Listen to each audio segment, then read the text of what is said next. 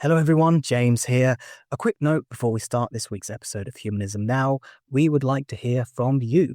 As we approach our 100th episode, I'm going to be hosting an Ask Me Anything.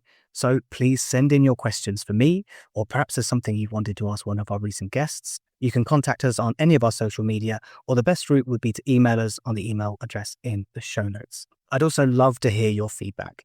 After 3 years of running and hosting Humanism Now, I want to know what's working, what you think we could be doing better, and if you're not supporting the show, what would make that worthwhile for you. A huge thank you to our continued supporters over at Ko-Fi. If you'd like to join them, links to that are in the show notes. Please do send in your questions, your feedback, and any comments you have. Hearing directly from our listeners is what makes all of this worthwhile. Thanks again, and enjoy this week's episode of Humanism Now. Welcome to Humanism Now, a podcast about secular ethics, curiosity, and compassion. I'm your host, James Hodgson. My guest today is Rebecca Goldstein, philosopher, novelist, and MacArthur Fellow. She's the author of books including The Mind-Body Problem, Incompleteness, Betraying Spinoza, and 36 Arguments for the Existence of God. In 2015, she was awarded the National Humanities Medal by President Obama, and she's been named the Humanist of the Year by the American Humanist Association. Rebecca will also be the keynote speaker at the World Humanist Congress in Ottawa this August, and I'm delighted to welcome her ahead of that conference to discuss her latest book, The Mattering Instinct, How Our Deepest Longing Drives Us and Divides Us, a book about what it means to matter and why that need shapes so much of our human lives. Rebecca Goldstein, welcome to Humanism Now. Well, it's a pleasure to be here. I ought to just add that book 36 Arguments for the Existence of God had a subtitle, which was a work of fiction. Yes, probably best for this audience to clarify that. It was really interesting when I was on book tour with that. When I went down south in the U.S., that subtitle wasn't added, and I would get the True Believers. And it led to some very interesting dialogue, actually. Yeah, well, I would imagine a book titled that way around is more likely to get intrigue than the other way around, perhaps. But the latest book is about mattering, and it's a fantastic, brilliant work that I would recommend to all humanists, certainly. There's so much in there. But I'd be fascinated to know about the genesis of this book. How do you even start to approach addressing a concept as broad and as deep as mattering? I really had to ease into it because, my background is in analytic philosophy, and particularly philosophy of science, philosophy of math. And those who have been trained in analytic philosophy tend to like problems that can be analyzed very precisely. And so, as you say, this is very broad, it's very existential. That's just not the way I had been trained or was inclined to go, certainly in my early philosophical career. But I do this thing of occasionally writing novels. And it's a form I love. I love to read them, and I very much enjoy writing them. And in my very first novel, which was called The Mind-Body Problem, and that's, of course, a classic problem in philosophy of mind, now call it the hard problem of consciousness, I had this character, and the editor who had acquired it had asked me in our first conversation, I don't understand your main character. She's very attractive. She's very sexually desirable. That gets a lot of the plot going. She's very bright. She's very funny. She's so unhappy. She's always teetering on the cusp of despair. Why? And it's true. I felt that about her. The very first line she spoke to me out of the blue was, I'm often asked what it's like to be married to a genius. And I knew this was a character, and I wrote the novel to find out who this was.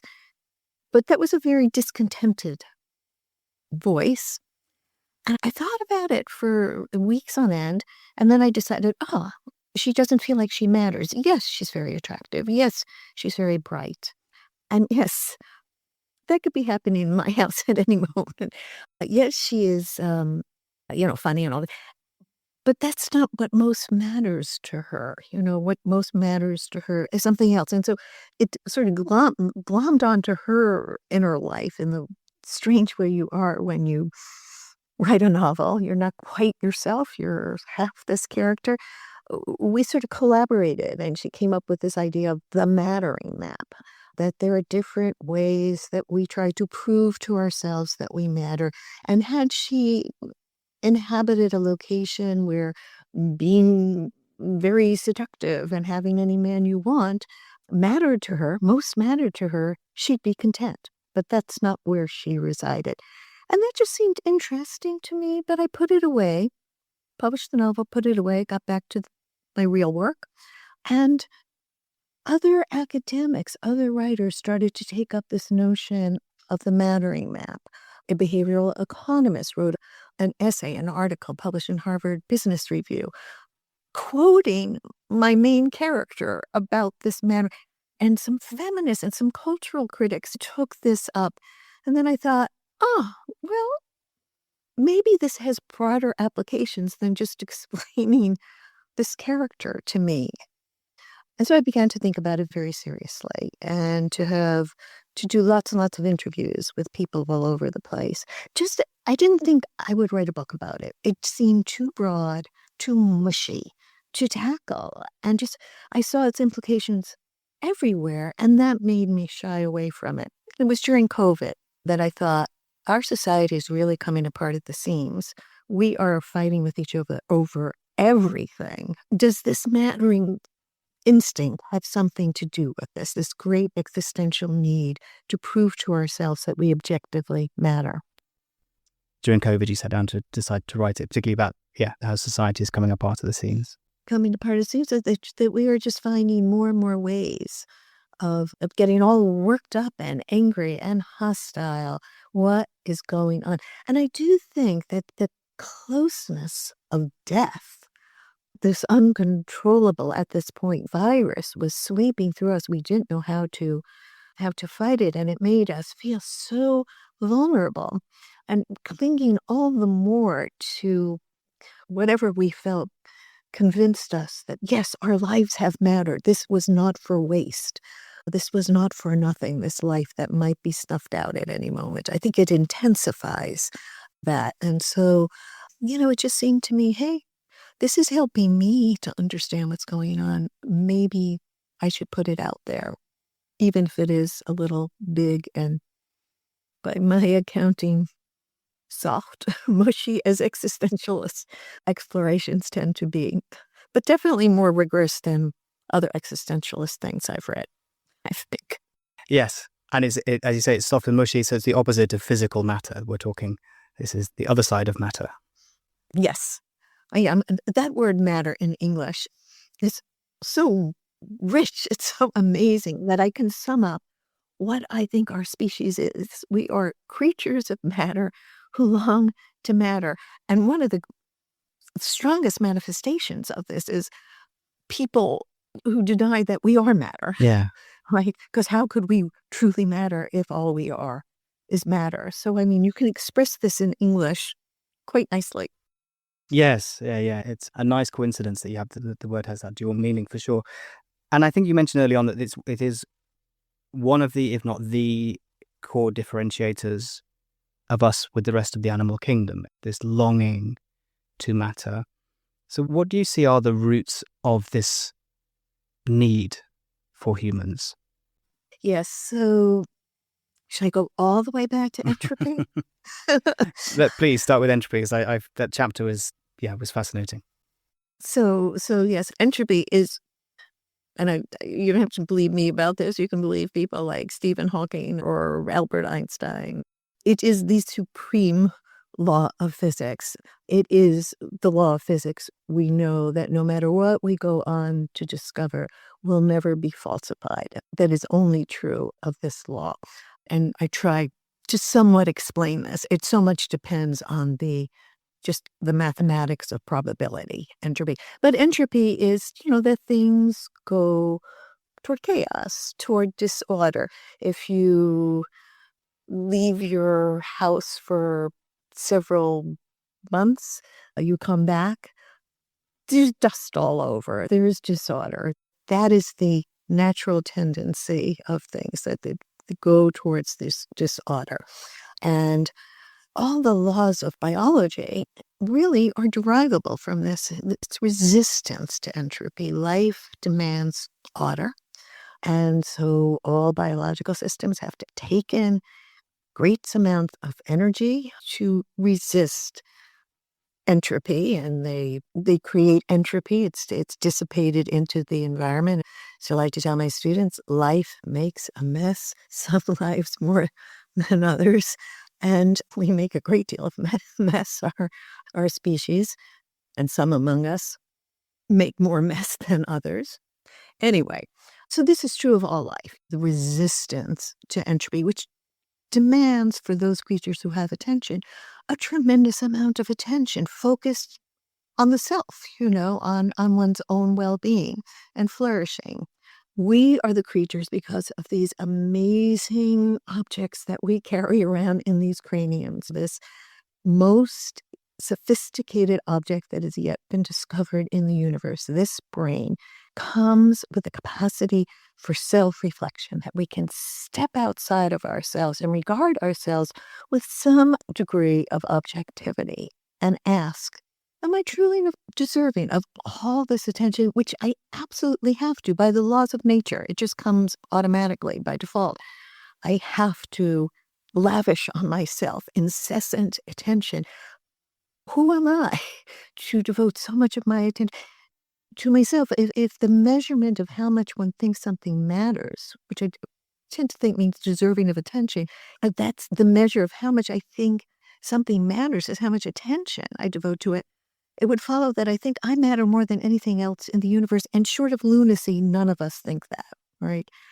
This is that extra self-reflective, justificatory aspect that comes into being a human, that supplies us with this existential dimension. So this is pretty great that we humans have this. We want not only to automatically feel that we are of value, we want somehow to prove it to ourselves. And I would go so far as to say, since I don't believe in any kind of transcendent being who gives us value, that we're bringing, just by this question, by being human, by this self-justificatory question, we're bringing values into the universe. That's pretty damn good. Hooray for us. Hooray for the human species. They could be very bad values.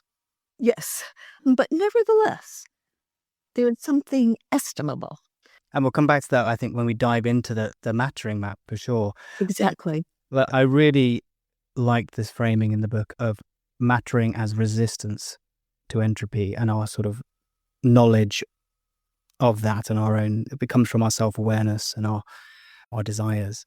But I'm interested, you mentioned COVID earlier, and I think one of the other reasons why we saw this kind of breakdown in society for a lot of people was the realization that no one was in control.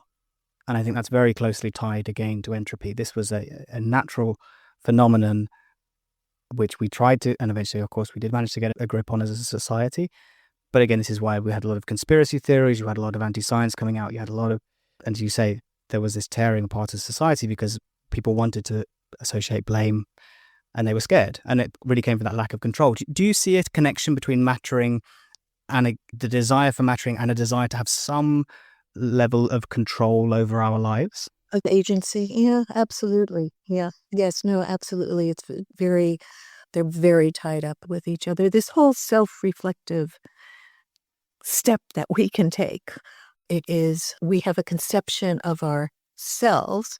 We have a conception of ourselves as agents. And that is so important for our sense of mattering, that we are the agents of our actions. So very, very much tied together.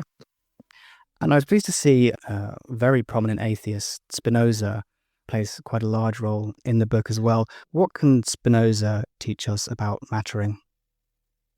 Yeah. So 2 ways, I think.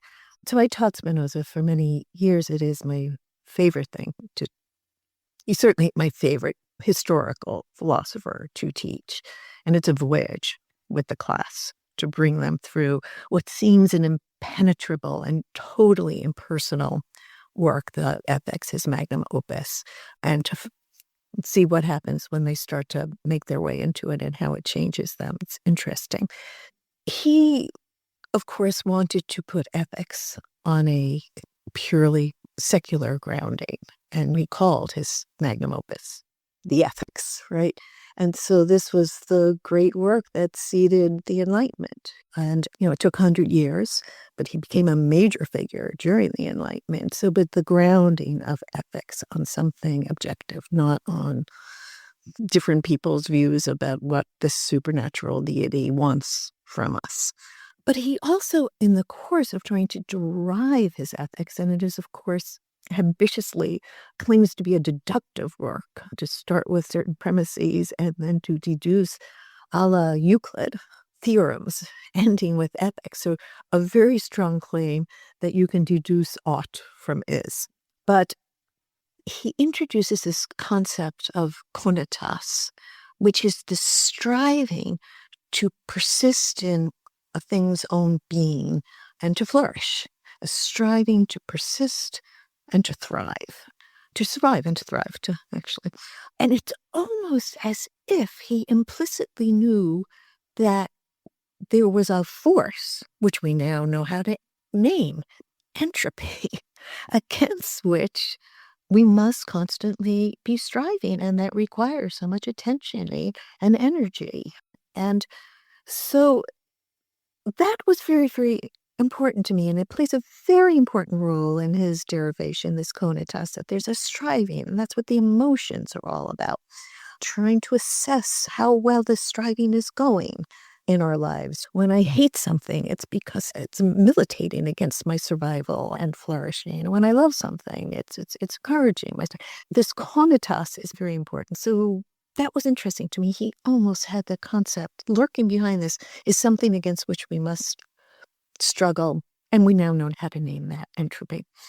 So there's that. And there's also that his great conviction that we can find a way of grounding ethics that we can all agree on, because it's going to be something objective, something in the universe, not something that we speculate about.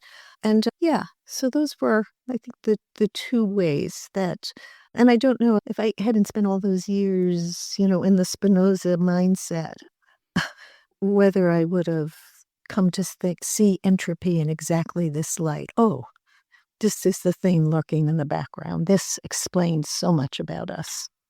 Yeah, and that focus on striving is so interesting, again, from a humanist point of view, because the Amsterdam Declaration, which again, written in Spinoza's home country, where humanism is defined as best it can be, continually returns to this point of striving, is that humanists strive to be rational. We strive to find meaning. And I think it's such an important word.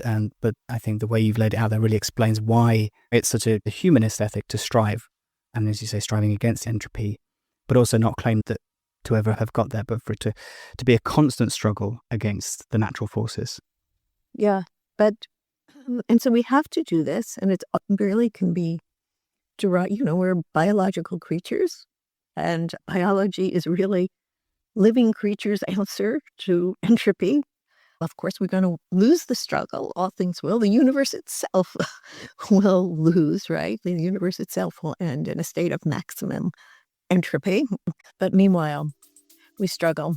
And sometimes the struggle is good, and sometimes it's not so good.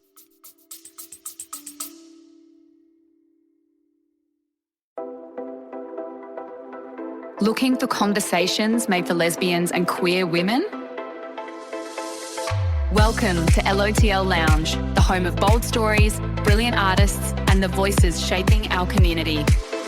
From lived experience chats to deep dives into queer culture, every episode celebrates lesbian life in all its colour. Search LOTL Lounge wherever you get your podcasts and join the conversation.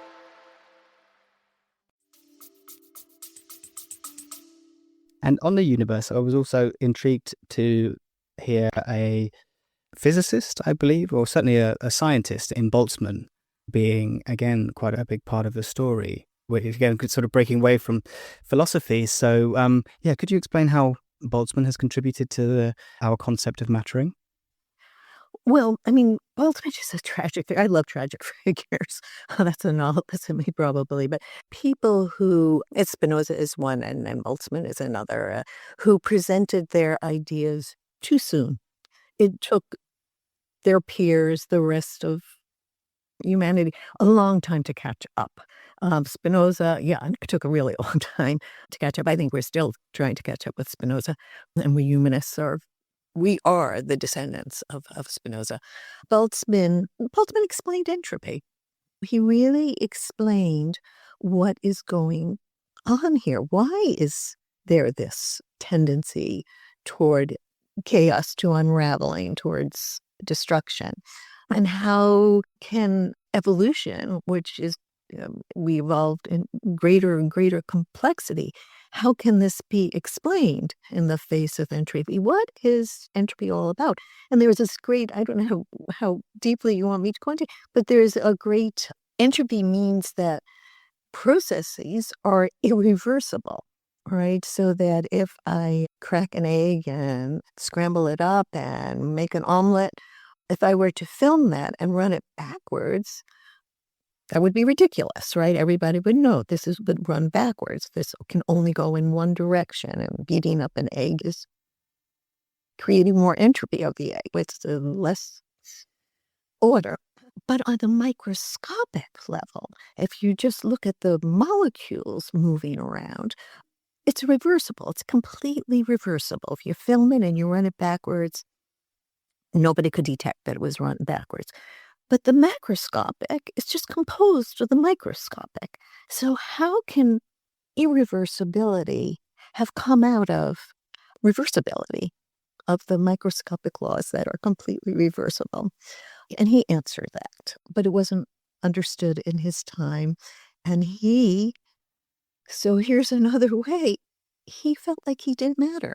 He didn't get, he knew he had solved a really important problem, but he felt like he didn't matter, that nobody would ever accept it, that he was not going to contribute to scientific knowledge, and that his life had been a waste. And he ended up committing suicide. There are two ways in which the Boltzmann story, he's really I love Boltzmann very much. He's a very poignant figure, and he did this magnificent work. And he had told us that this is what he wanted to do. Some people feel like they matter because they have power and they have money, and that all he wanted was to contribute to the growth of scientific knowledge, and nobody recognized that he had. And yeah, it's not that he wanted status. He wanted to be a contributor. But to be a contributor, others must recognize your contribution. So it wasn't like the status, it wasn't the fame, it wasn't all that. It was to be a contributor. And that sets us up nicely, as you say, because it really is as much about where the individual is looking for mattering as to how their life actually unfolds. And for Boltzmann, he wasn't getting that recognition, that affiliation, the accreditation that he probably knew his work deserved. And the satisfaction of the work alone wasn't sufficient for him. And so I think that sets up nicely to introduce the mattering map. So could you talk us through the different ways in which humans find and rate mattering? Yeah. So, as I say, the germ of this went back to this fictional creature and character. And I was, impressed by the fact that different people, that we all share this need to somehow prove to ourselves, right? It's really about ourselves, to be able to live in an easy relationship with ourselves, that we have to somehow be able to justify ourselves, that we're living a meaningful life. And I think this is true even of the people who are living the most preposterous lives or evil lives, that yes, they too share this. To be human is to have this aspect. But we do it in such very different ways. And so, I was just observing it. It's very, very interesting to me. Example, I was once sitting in a hotel lobby in Manhattan waiting for a friend who is habitually late. And a guy comes up to me, this many years ago, comes up to me, he's pestering me, blah, blah, he wants to buy me a drink, all this stuff. He's trying to pick me up. And so I started to talk to him about his life. What gives him the impetus to go on? What does he think his life is all about? It turned out he was, as was the first time I had heard this phrase, he was a pickup artist. This was what his life was about. He picked up women. He had his stats. He had his heroes. There were books on this, how to do it effectively. So this was where he was on the mattering map. This was what I call, this was his mattering project. It was fascinating to me. So I talked to people about this. It's really interesting. And then I started to think during COVID when I was thinking, are there patterns here?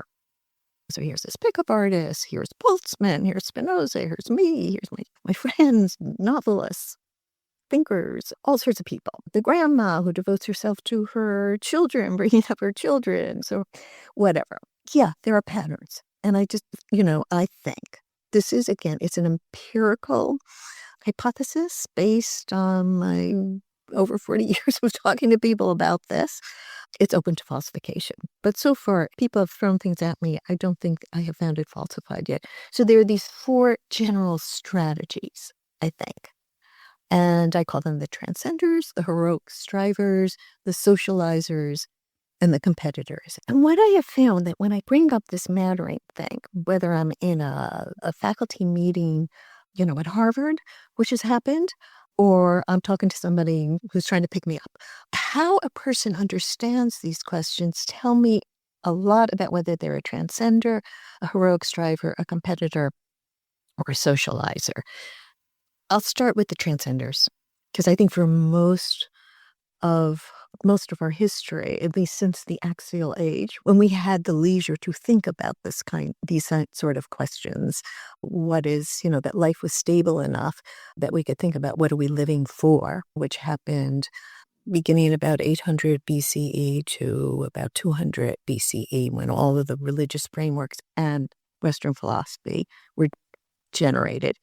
That from ever since most people have been transcenders, and that is what we humanists do not believe in, that there is some transcendent being, something metaphysical outside of space, time, and the laws of nature that created those laws of nature, created everything, created the physical order without and the moral order within, and created us purposefully and intentionally, and we have a role to play or we wouldn't be here, and that's what our lives are about.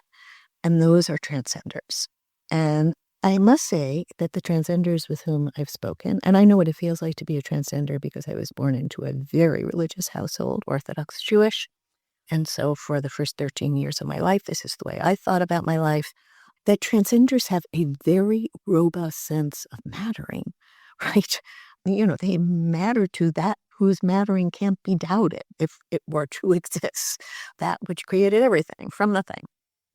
So, short of lunacy, there is no greater sense of mattering than to be a transcender. And it's not surprising that so many people are. And transcenders with whom I have had long discussions, they said to me, I just don't understand what gets you out of bed in the morning. How can you feel like your life has any meaning? So that's interesting. And that's really interesting to me, right? It shows what we're not up against, but it explains some very deep difference between us non-believers and believers, and why it's so emotionally fraught. And why often we talk past each other as well. When you watch debates on this, it really is people talking past each other and viewing it through this sense of what matters, or where they think that sense of mattering comes from. You suddenly realize why there is this disconnect between, as you say, transcenders. And I think it could make us so much more effective if we understood this. This was also a great motivation. It's don't come at people with these abstract arguments and that it's make them feel stupid, that we're so much. Nothing will get the defenses up more than that. But come to them come to all of us, our shared humanity, that this longing that we all have to prove to ourselves is shared. And yes, so that was to me so important because I've been in debates, we knock against each other. It's horrible. Is it purely a sense of service, or is there more to it? Like service to the greater good, greater power? Right, but it's that there's purpose. I know I couldn't possibly be here unless I have a role to play in the narrative of eternity, right? And that's crazy from my point. But what a sense of mattering, and so it's no wonder that that transgenders will say to me, I just don't understand how you pursue your life. What keeps you going? And I think it's just really important to get in touch with that. I'm happy that I was born into the family that I was born into, because I really know what that feels like. And I know what it felt like when I decided I could no longer believe in this. And it was like, okay, so what do I do with my life now? If you don't mind me asking then, looking back, do you think there was an immediate replacement sense of mattering that you could step into? Or was that then a sense of searching for where, even though probably you hadn't come up with the theory yet, but do you think you did go through the process of thinking, okay, where am I finding meaning and mattering in life? Yeah, no, I didn't have the language, of course. I was 13 or 12, something like that. I didn't have the language for it. But yeah, there was a sense that the universe was less than I thought it was, and that I was less, therefore, also than I thought I was. But the universe seemed drained for me. For quite some time, I felt like it was less than I had thought, and less beautiful even. I came to think entirely differently. It's all the more beautiful because it is explained by the laws of nature. How beautiful is that? That is, but yeah, there was that almost almost depression, almost I don't know, or hopelessness or something. Are they non-religious transcendent matterers? Spiritual, but not religious, right? That there's actually an acronym for it now. But that the mattering is out there in the universe, and it's some kind of metaphysics. And so I'm careful to distinguish it from, yes, we can experience this sense of transcendence, a starry night, or art can do it, a sense of being in touch with something greater than oneself. But for transcenders, because I'm very interested in how people go about just justifying their own life, their sense of meaning, the transcenders I reserve for those who have some sort of metaphysical, trans-empirical belief. It's ontological.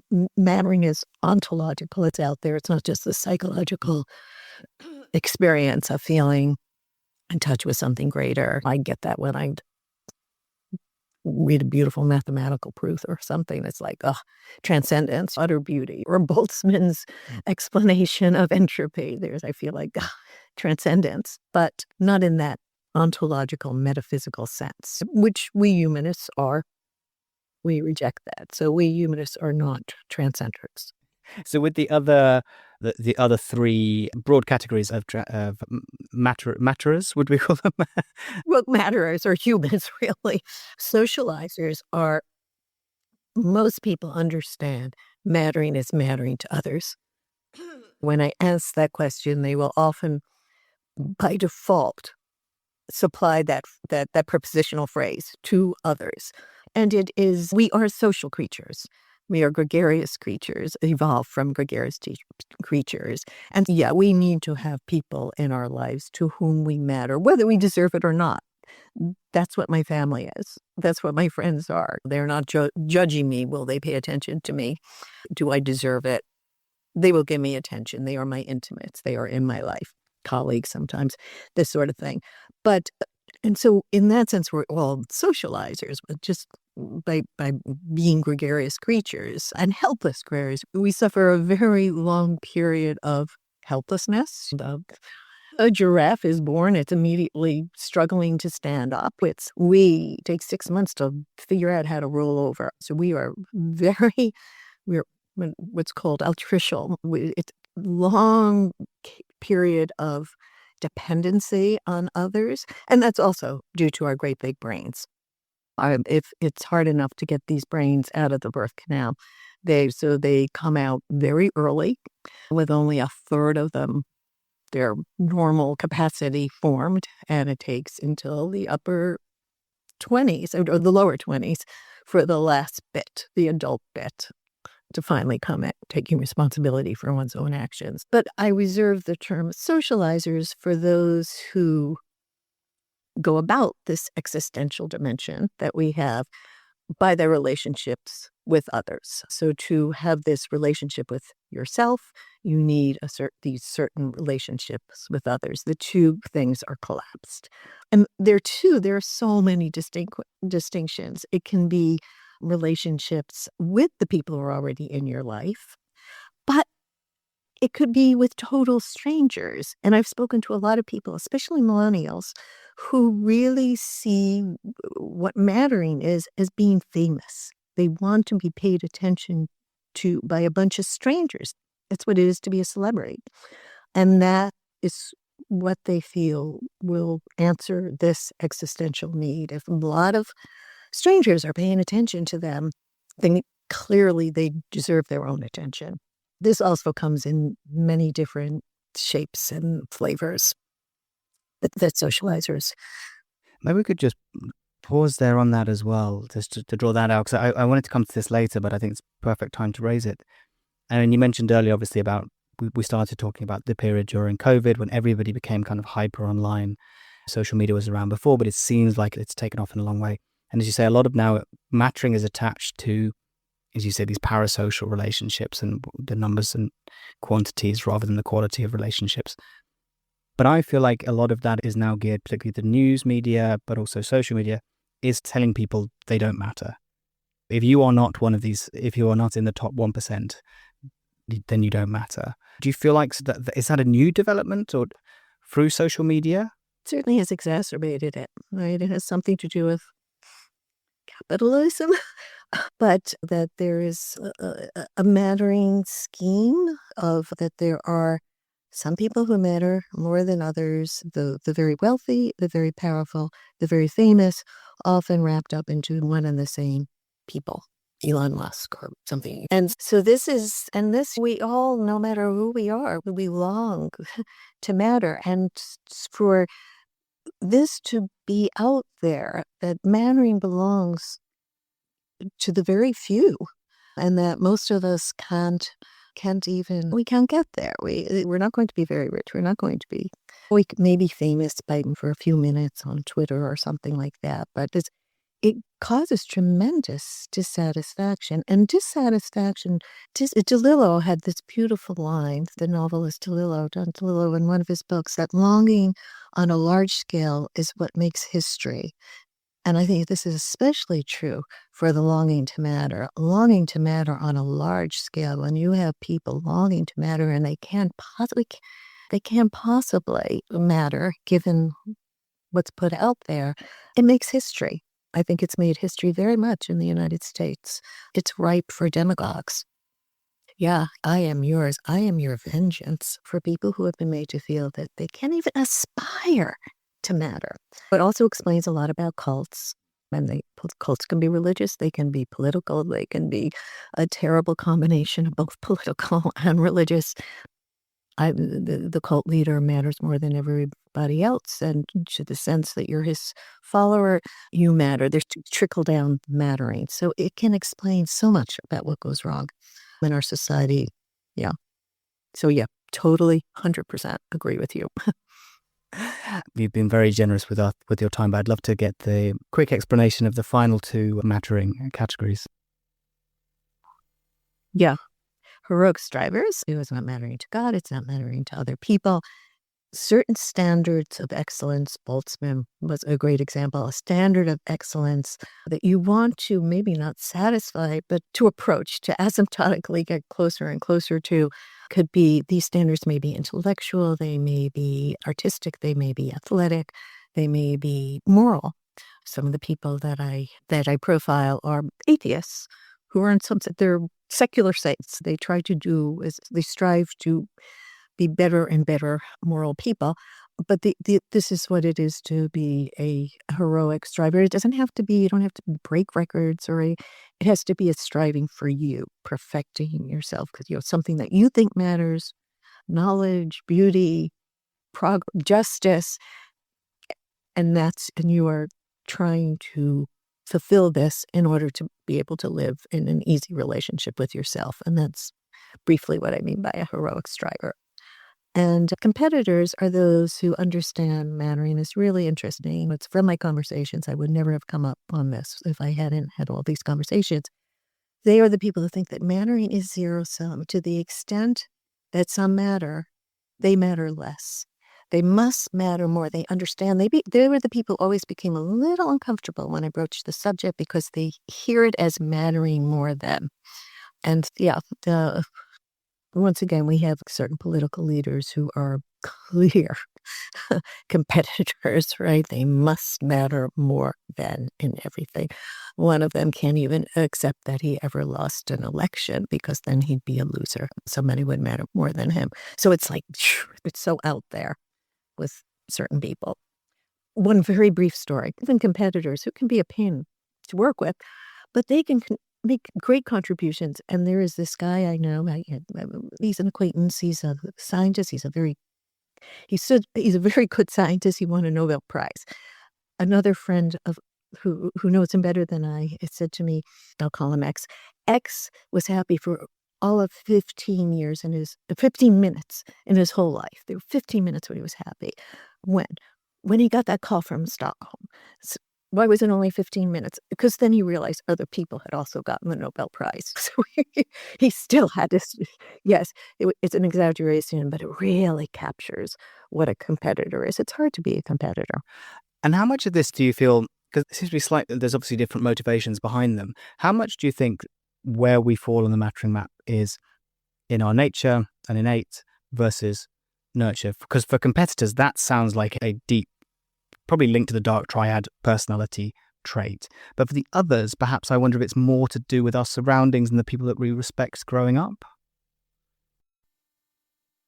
Yeah, but I think also with our talents, our passions, our temperament. I'm the only one in my family who's not a transcender. I was brought up to be a transcender. All the people I most loved as I was growing up, and I revered my father, were transcenders. And I couldn't continue to believe in that. It's the kind of mind I was born with, whatever. So it's tricky, but it's real. It's so individual. It is how we go about this. And of course, we can change it in the course of our lives. It's a hard thing to change. It's an extremely hard thing to change. But sometimes it's not working for us. It's not contributing to our flourishing. And sometimes we realize it's not contributing to the flourishing of others that might matter to us. One hopes it would, or that we could be of more value to the world if we changed our location on the mattering map. So it's hard to be, a friend of mine said he was going to get me a bunch of T-shirts to give out that says, it's hard to be human. And I think that is also something for us humanists to really bear in mind. It's hard. Yeah.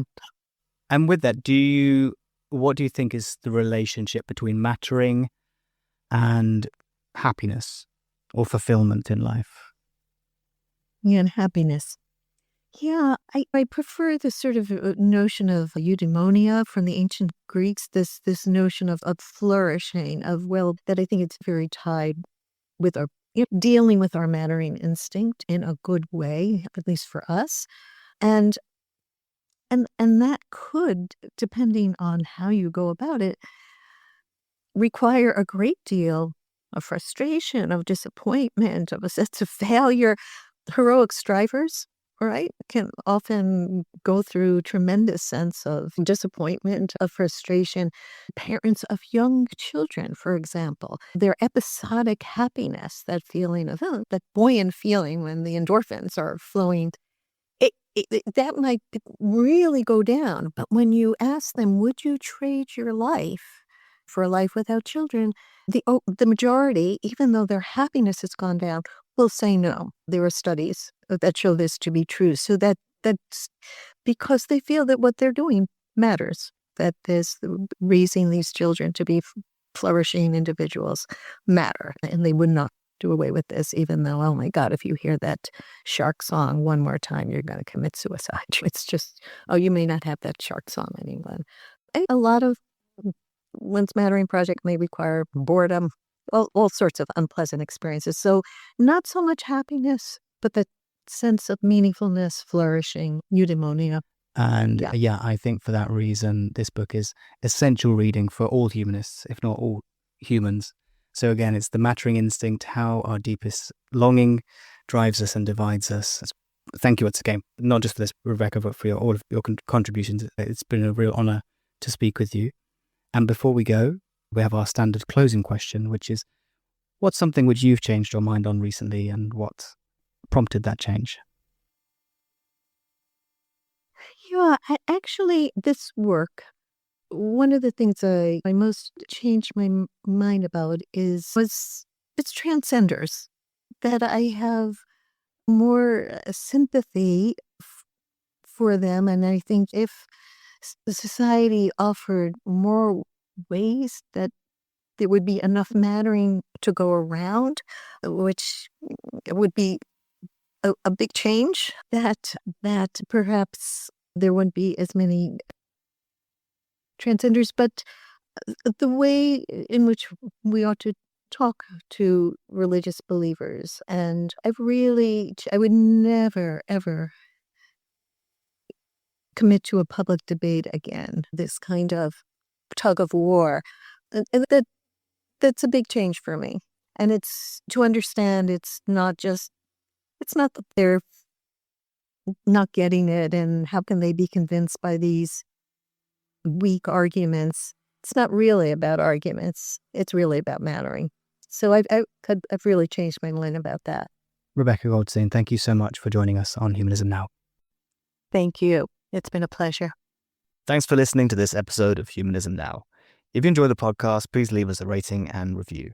And why not share this episode with a friend? It really helps more people hear about the show. And we're building a growing community over on Ko-Fi. Special thanks to our supporters. If you would like to join them, links are in the show notes. You can follow us on all social media at Humanism Now Pod. And thanks once again for listening to Humanism Now.